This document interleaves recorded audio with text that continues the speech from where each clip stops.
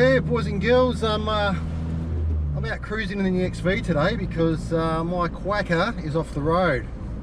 The quacker lacquer has got an infamous doohickey issue. So yeah, basically I've ordered some parts online from eBay. Eagle Mike doohickey kit. Comes with 2 gaskets, balancer springs. The important one is the torsion spring, which is to replace the I don't know what you call those normal springs, but anyway. And yeah, I've got some tools coming from New South Wales. Bloke on the KLR Riders of Australia on Facebook, he's kindly posting them to me for 60 bucks, which I thought was pretty good.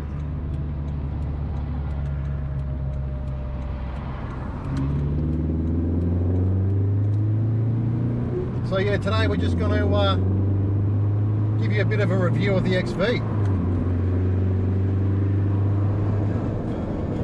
So let me tell you a little bit about this Subaru XV. It's a 2011 MY12, so manufactured in December 2011. So it's a Generation 1 G4X, and yeah, so it's entry level trim. None of the fancy, you know, touchscreen display bizzo here. It's all just normal. Being a manual, it doesn't have the eyesight technology, so it's all up to myself as far as making sure I don't run into someone's ass, etc. But yeah, with the automatics, they're a CVT transmission, and I sort of wasn't keen on those. I really wanted to get a manual. I've been driving an automatic for years now, Mitsubishi 380 that is, and yeah, I just sort of got sick of being lazy and, you know, sort of almost falling asleep at the wheel. At least with this thing, you know, you've got to pay attention and change gears and whatnot. So also with the manual transmission and now my muffler delete, sounds like a bloody WRX without the turbo. But yeah, no, she's pretty good. Economical on fuel. So basically, I get around about 7, say on average, 7 litres per 100 combined. And that's if I'm, let me just turn down this fan a bit. That's if I'm driving like a grandpa and, you know, really conserving fuel. Not using the aircon too much. So during summer, like when it was really hot, I was probably getting up around about 8.8.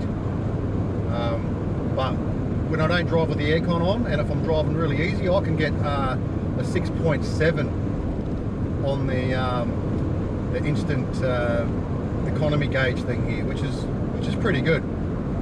So at the moment it's sitting on 7. I've been using the aircon since I filled up last. So basically sort of, I think it runs off the last time you filled up. So yeah, that's the main reason I bought it, for the economy.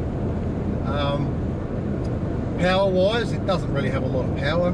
Now, it's got enough to get you where you need to go, but if you want to you know, if you want to do fast driving, you've really got to, you know, wring its neck. So it's not designed for you know, rally driving and shit. It's not a WRX, it's only a 2 litre.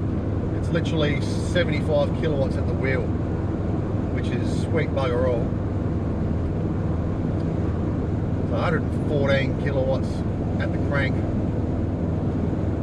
But yeah, right the flywheel or wherever they measure it from. But yeah, on the dyno, so the constant all-wheel drive, so yeah, 75 kilowatts. So it's, you know, it's like driving an old 4-cylinder car really, power-wise. But yeah, no, I like it. It's good. It's good fun. It's got that extra ground clearance, so you know, I'm sort of less afraid to take it off road, and, you know, on some sort of rockier tracks and whatnot, rutted out sort of stuff.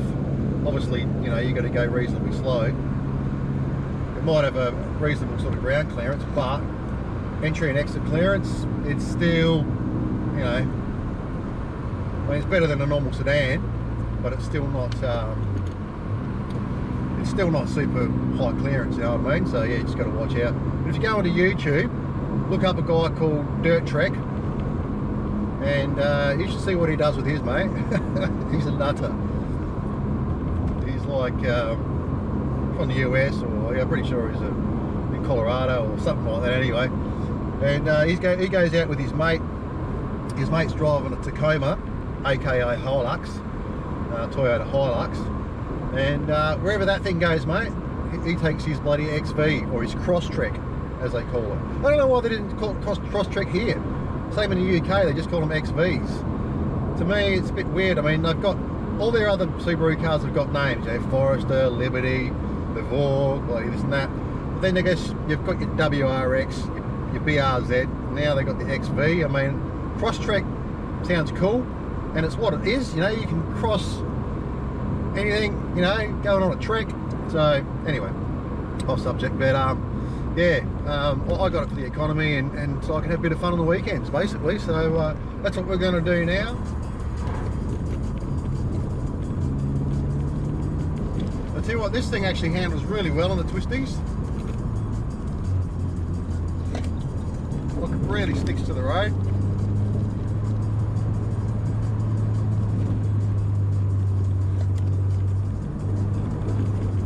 Being all-wheel drive and that, but even though it's a slightly elevated suspension, ground height, yeah, it still goes really well.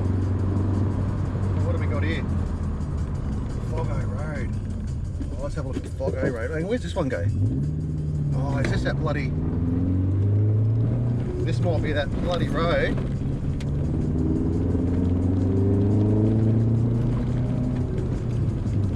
That you can get to on the motorbike. On the other side, yeah, it's that. I don't think I'll be going up there, mate. This shit's too fucking gnarly for this thing. I think I'll end up having to reverse out of here or turn around if I can. But yeah, this is proper four-wheel drive track. Well, especially now that it's all muddy. Road ends, yes. So yeah, that's actually, we'll go out there and have a look anyway. Oh look, they put all rocks there and shit. Is this the same road I'm thinking of? I can't see the map clearly enough at the moment. Yeah, I don't know.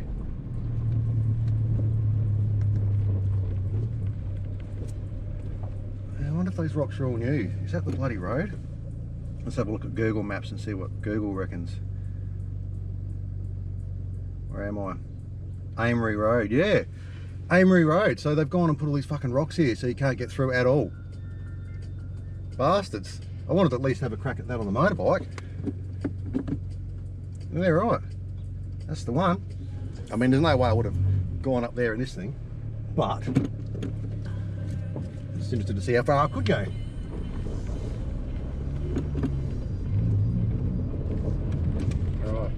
Let's go and suss out Foggo Road.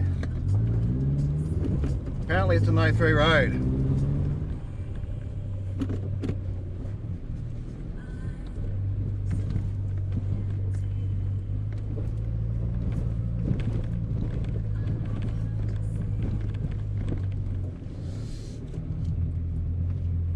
So it's a bit sandy. There's a lot of roots. Take the traction control off.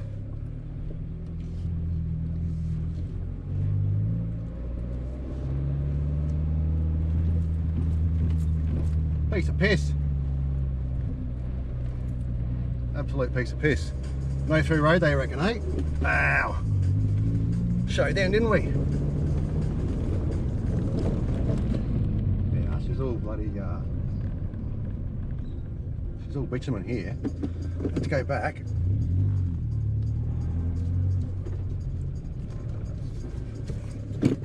Let's go and have another crack going up, shall we?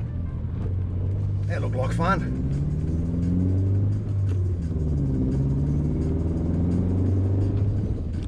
Get in the first gear.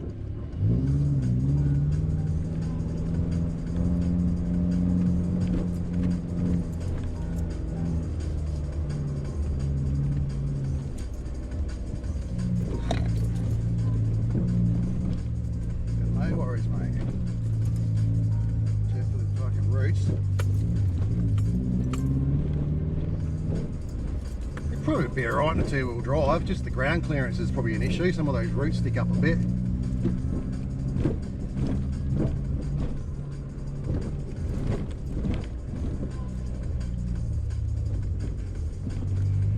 Yeah, not a problem. Here, go down there. And this one says no through road, but I have been through it on the motorbike, so let's have a crack.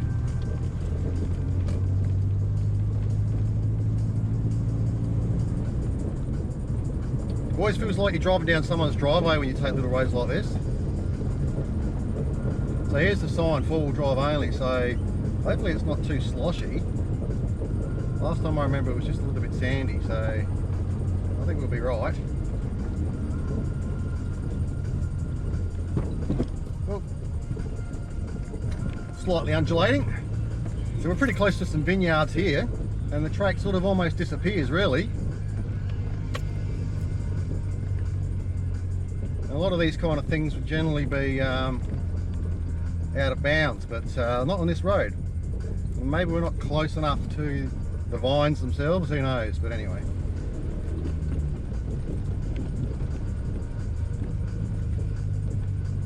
Oh yeah, there's a bit of mud there.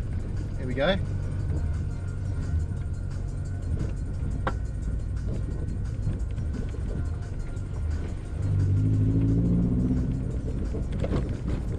Hardly.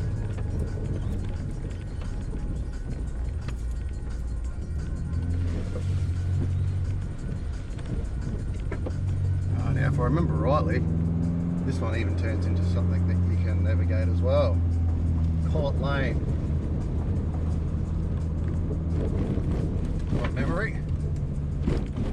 Actually, I reckon it was pretty sandy when I came down here on the bike.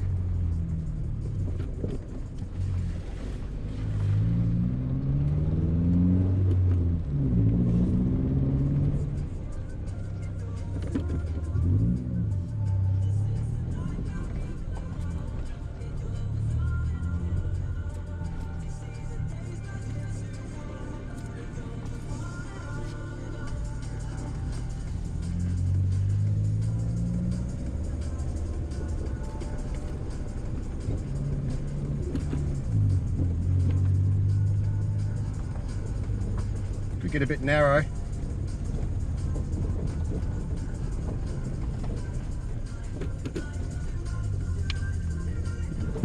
bit of foliage for the sides of the car.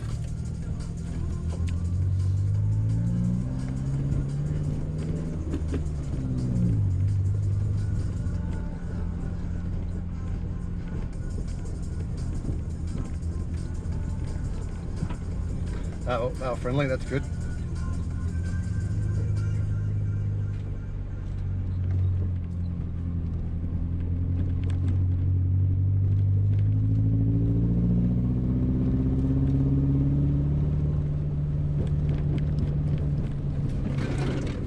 Bit of an undercarriage clean.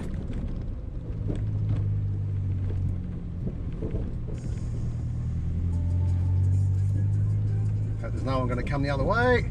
Watch out for the big rock.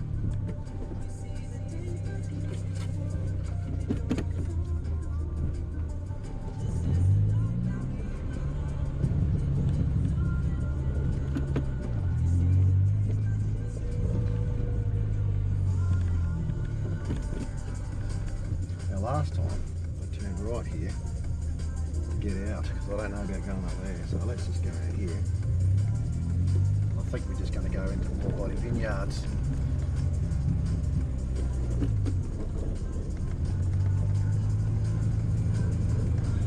And I don't want to get told off because it looks, yeah, and, you know, it could be alright. It's hard to say. Anyway. So I don't have any underbody protection. It's all stock. So I'm not going to sort of, you know, try and find shit that's too rocky. I don't have a diff protector, etc. You know, you've got your center diff, you've got your rear diff, and also the engine guard basically, which is stock at the moment, just plastic. But for light off-roading, I think it's good fun. That's what it is. It's a soft roader.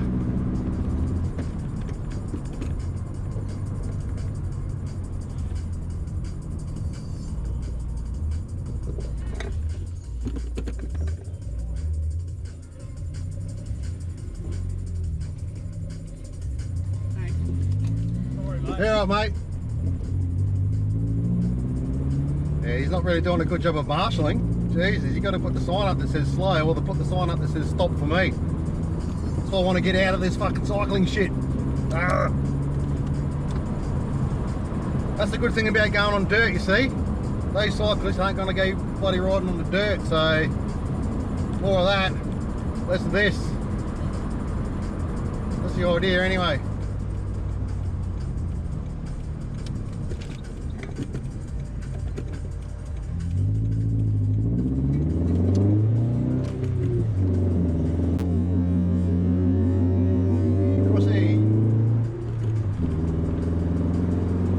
That's the first night I've got from a fucking XV bloody owner.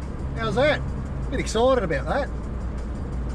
He's heard the car and he's gone, oh, that sounds alright.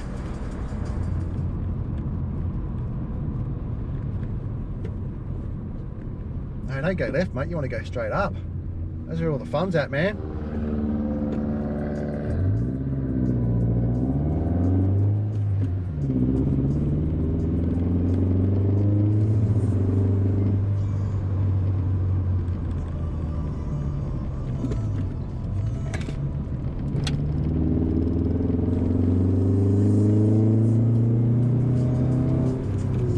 Nice little buses in there. Cool. Now I do got to watch for wildlife around here. Has been known to come across a kangaroo sitting in the middle of the road.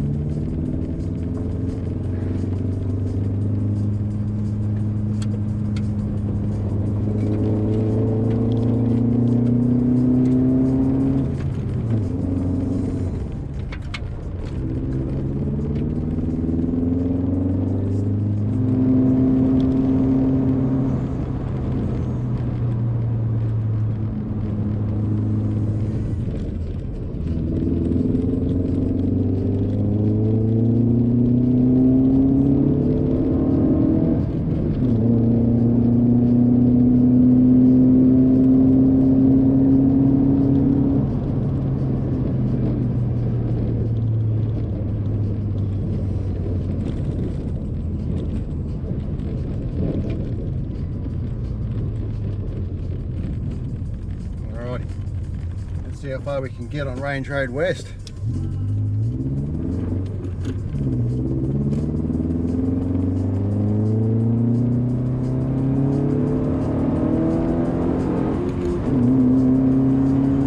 So once you get up there in those high rev ranges, it's quite pokey. But obviously you do lose a lot of fuel economy. Now, I think we've got to go down this one. That's it.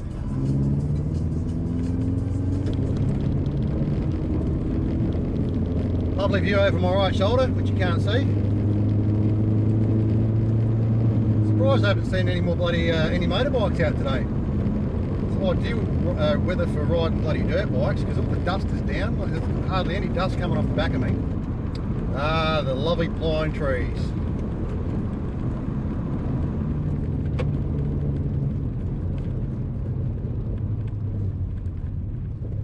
Alright, so they've got a sign there saying that now. Righto. Local traffic only, 25. Hello, horsey. Dumping of rubbish prohibited. Yeah, you get a lot of people. This is another thing that makes it hard as well, and they end up putting signs up like that and whatnot. People come out here and dump their bloody rubbish. It's absolutely fucking feral. Absolutely hate it with a passion. I mean, just fucking take it to the dump. Yeah, it might cost you money, but you know, you're a fucking idiot otherwise. You just end up bloody closing off all the roads, turning a nice pretty countryside into a fucking rubbish dump. Nice views over there to the left, the lovely Fleurieu Peninsula. To the right we've got Sellicks Beach, Aldinga, etc. So yeah, it's the last time we came up here. There was none of those signs. private property. Oh, they've put a gate there now. Hang on, is that just to the side? It might only just be to the side. So I'm assuming you're talking about in there, because here is no gate.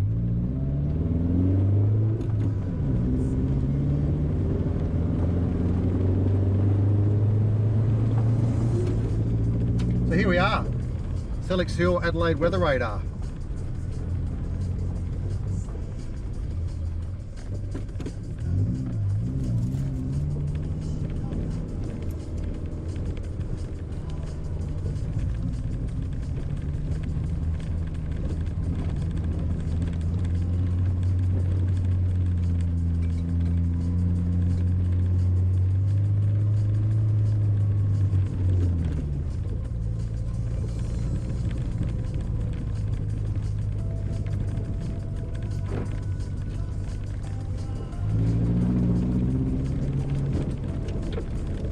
They've got it gated now. Never used to be gated. That's cool. That's what you got to do. If you don't want people in there, mate, you've got to gate it.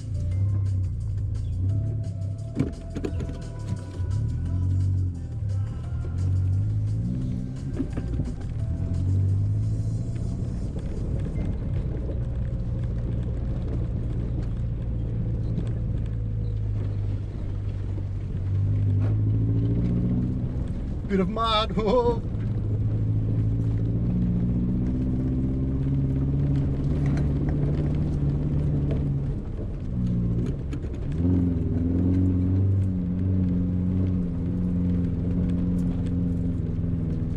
So traction control's off. We just want all the wheels going.